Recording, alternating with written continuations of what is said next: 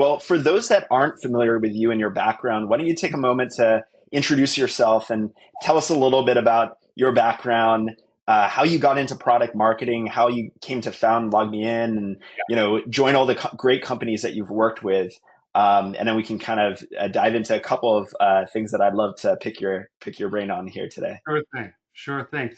Well, as you said, as a founder of LogMeIn, and that was actually the start of getting into product marketing. I grew up in Canada in a small town, Nova Scotia. My parents are British, so we traveled a lot as kids. So I always went around. But something that always stuck with me is every job I had was always an entrepreneur, either myself or working with one, because it's just small businesses in a small town, being a waiter, bartender, whatever.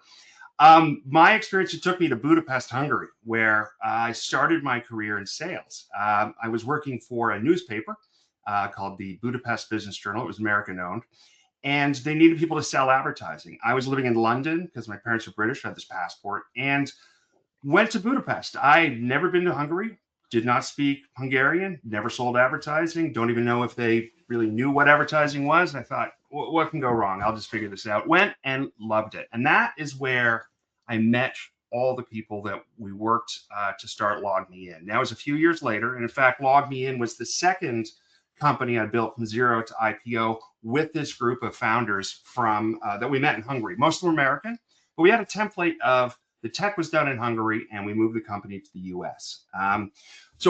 First with LogMeIn, when we started, I was VP of sales. And then when we launched LogMeIn free, I got into product marketing, because what excited me most was dealing with consumer product that eventually we moved to enterprise.